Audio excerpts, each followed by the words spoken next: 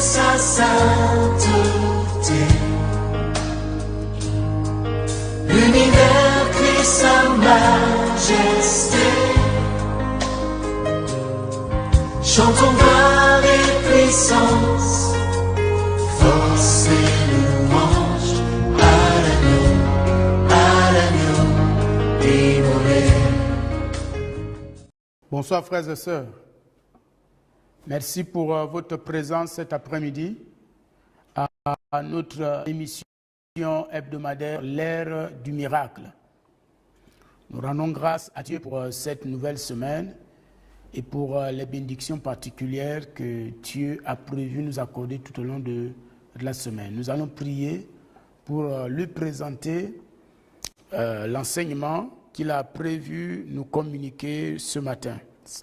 Seigneur, nous te bénissons au nom puissant de Christ Jésus.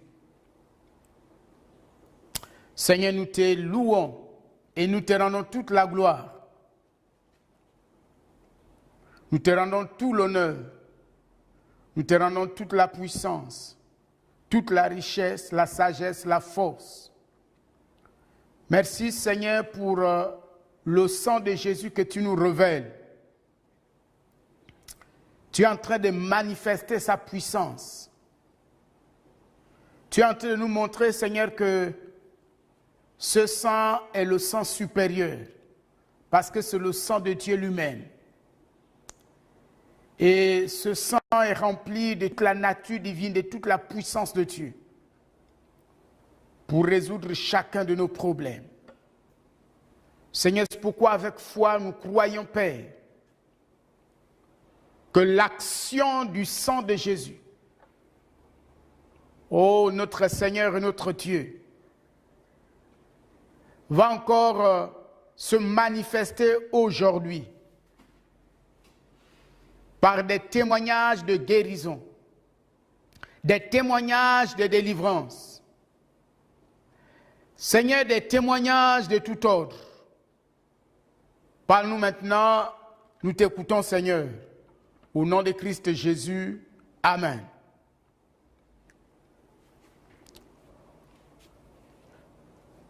Cet après-midi, nous allons poursuivre avec l'étude de notre thème, la puissance cachée du sang de Jésus. La puissance cachée du sang de Jésus. Ne perdez pas de vue que c'est une arme spirituelle. Et nous sommes dans un combat, dans un contexte de combat spirituel. Et nous avons la responsabilité d'être des soldats aguerris. Il est vrai que nous le sommes déjà en Christ. Nous sommes aguerris en Christ. Parce que Christ a tout accompli pour nous. Mais nous voulons qu'en pratique, ce que Christ a fait devienne concret et expérimentable. C'est cela le plan de Dieu. Nous allons lire dans Galates, au chapitre 1, le verset 4. Qui s'est donné lui-même, donc Jésus, pour nos péchés, afin de nous arracher du présent siècle mauvais, selon la volonté de notre Dieu et Père. Jésus s'est donné lui-même pour nos péchés,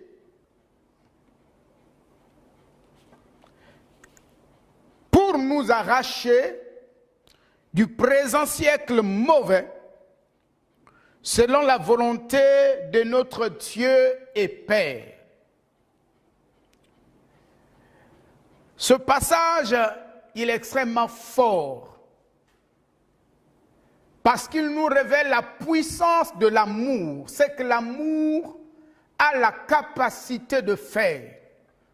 L'amour est une puissance et l'amour est violent. nous voyons combien de fois ici la violence de l'amour.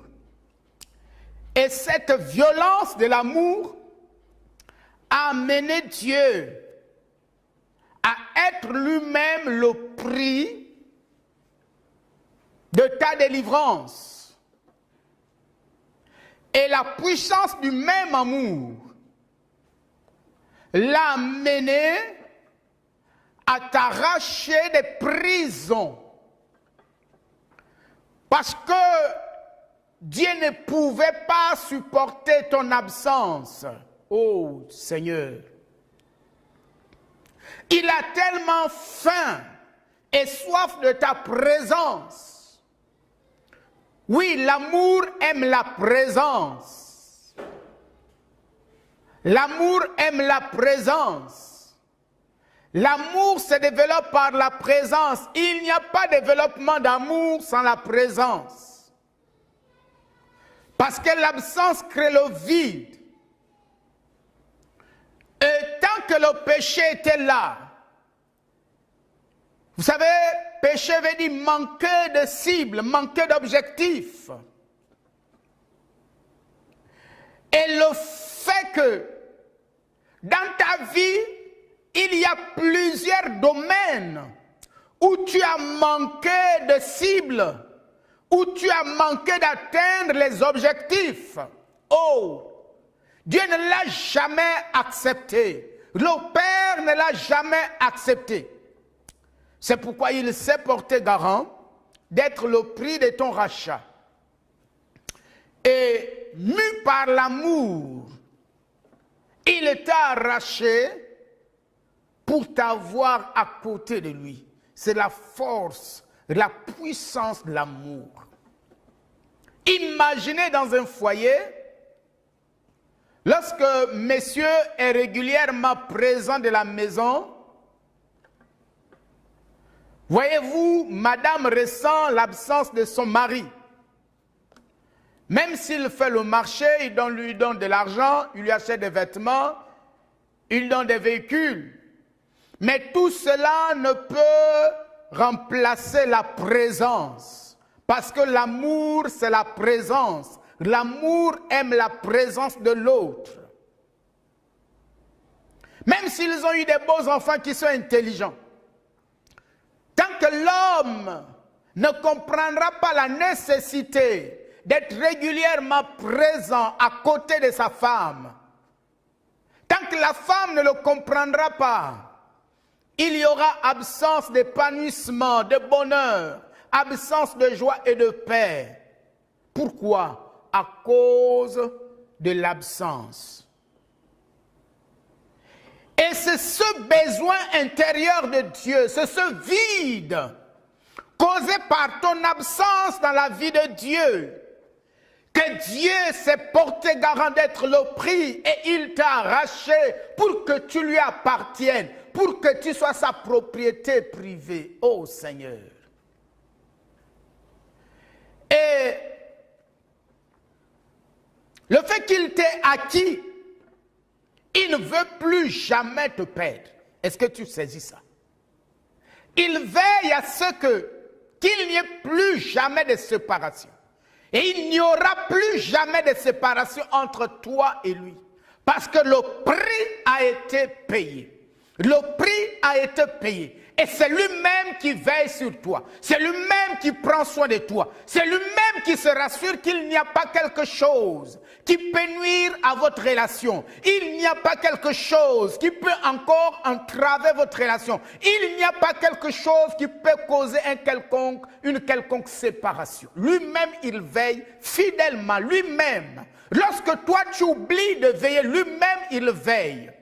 C'est pourquoi tu vas constater que lui, quand il constate que dans ta vie, il y a encore des domaines, qui peuvent occasionner, produire, engendrer la séparation, il intervient, il réveille ton esprit pour dire, voilà tel domaine, tu as manqué de cible, tu as manqué d'objectif dans ce domaine. Oh, ça c'est ton année. C'est une année de grande restauration. Et cette restauration, ce n'est pas toi qui vas la produire. Ce n'est pas toi qui vas la faire, c'est Dieu lui-même qui a décidé de produire, de restaurer toutes choses. Il restaure ta santé. Il restaure ta vie professionnelle. Il restaure ta famille. Il restaure ton emploi. Il restaure ta joie. Tout ce que tu avais perdu, tout est restauré par le sang de Jésus. Le sang de Jésus est venu restaurer la restauration. Le sang de Jésus est venu restaurer la présence, mais aussi le sang de Jésus est venu s'occuper des domaines pratiques de ta vie. Oui, il est venu s'occuper des domaines pratiques de ta vie.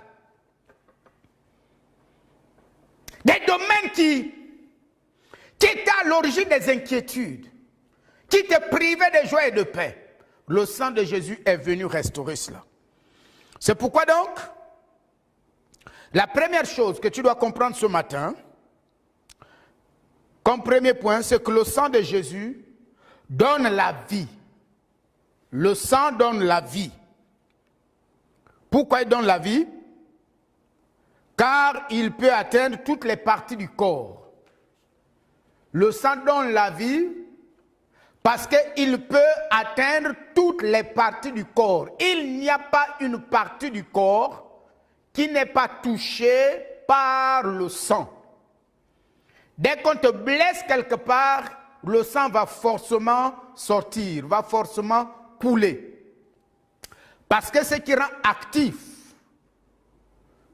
chaque partie de ton corps, c'est la présence du sang. Et comme nous le voyons dimanche dernier, dès qu'il y a absence du sang, la partie meurt. Elle noircit et elle meurt. Et parfois, on est obligé d'amputer cette partie de peur qu'elle n'infecte les autres parties du corps. Donc, le sang de Jésus fait la même chose. Toutes les parties du corps de Christ, toutes les parties du corps de Christ sont atteintes et touchées par le sang de Jésus.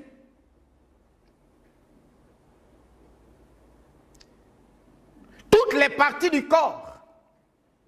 Ce qui réunit, ce qui relie le corps humain, c'est le sang. L'élément commun, le dénominateur commun de toutes les parties du corps, c'est le sang. De même aussi, ce qui unifie le peuple de Dieu, ce qui unifie le peuple de Dieu, ce qui réunit le peuple de Dieu, c'est le sang. Le sang de Jésus. C'est le sang de l'unité. C'est le sang qui brise les liens de la division, les liens de la séparation, les liens de la haine, les liens de la jalousie. Pourquoi? Parce que le sang est un instrument d'unité, d'unification, de réunion, de réconciliation. Là où le sang de Jésus se manifeste, là où le sang de Jésus agit, il n'y a pas de division. Il n'y a pas de séparation. Non, il y a unification. C'est pourquoi vous voyez dans une église, vous allez voir le pauvre, le riche va s'asseoir. L'intellectuel et l'inculte, ils vont s'asseoir ensemble. Ils vont manger ensemble, ils vont boire ensemble. Ils vont s'accorder la même considération. Ils vont se regarder avec le même regard, empreint d'amour, empreint d'humilité, empreint de considération. Pourquoi? C'est l'œuvre de la puissance du sang de Jésus. Et le seul endroit où nous voyons cette réelle unité, c'est l'Église. Là où un chef d'État peut s'asseoir avec cette femme ou cet homme qui habite une cabane, qui habite dans un quartier populaire, dans les Matitis, mais devenu membre du corps de Christ, le manteau du chef d'État tombe, le manteau du roi tombe. Ils sont frères et sœurs en Christ. C'est l'œuvre de la puissance du sang de Jésus. Donc ça brise la division, même la division familiale. Même la division familiale, ça brise. Voyez-vous, c'est ce que nous dit ce passage d'Apocalypse. C'est une belle image. Cette image d'Apocalypse,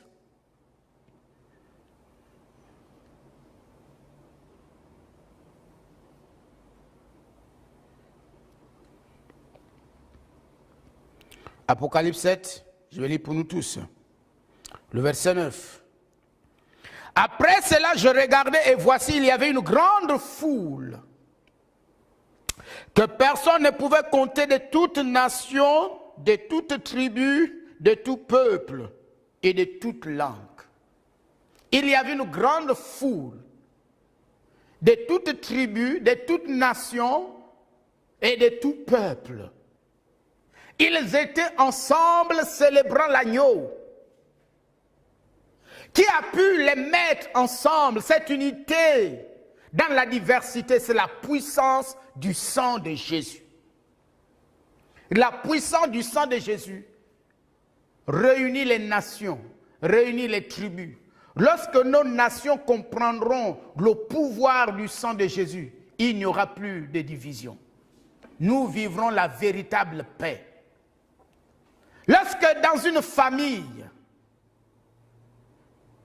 nous allons réaliser la puissance du sang de Jésus, cette famille va réaliser de grandes choses parce qu'elle sera caractérisée par l'unité.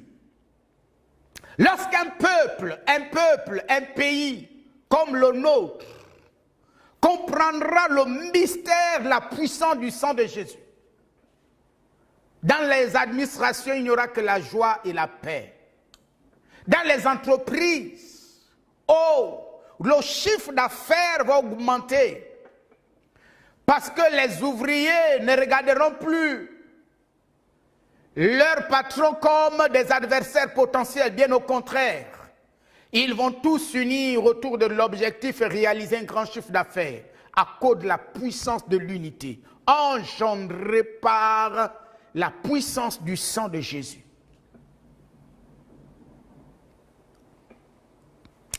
Alors un jour, il s'était passé quelque chose lors d'une séance de l'école de guérison. Un papa était venu prendre part au programme. Il souffrait de la prostate. Et cette prostatite, il a présenté au Seigneur, et ce qui est extraordinaire, après cette semaine d'école de guérison, le Saint-Esprit l'avait totalement guéri. Il est retourné chez lui, urinant normalement, et la prostate était totalement guérie. Mais il va vivre une expérience par rapport à la puissance du sang de Jésus. Je vous dis que le sang de Jésus est extrêmement puissant. Dieu a mis ce remède entre les mains de chaque enfant de Dieu. Chaque enfant de Dieu a entre ses mains ce remède redoutable, devant lequel aucune force ne peut résister, aucune force ne peut tenir. Mais malheureusement, aucun enfant, la plupart des enfants de Dieu sont ignorants. Je ne dirais pas aucun, mais la plupart, beaucoup sont ignorants de ce que Dieu a déposé entre leurs mains, une puissance redoutable. Elle est plus puissante qu'une bombe atomique. Toutes les bombes du monde réunies ne peuvent pas équivaloir la puissance du sang de Jésus. Toutes les bombes de la terre réunies, toute l'armure, l'artillerie réunie, ne peuvent rien contre la puissance du sang de Jésus.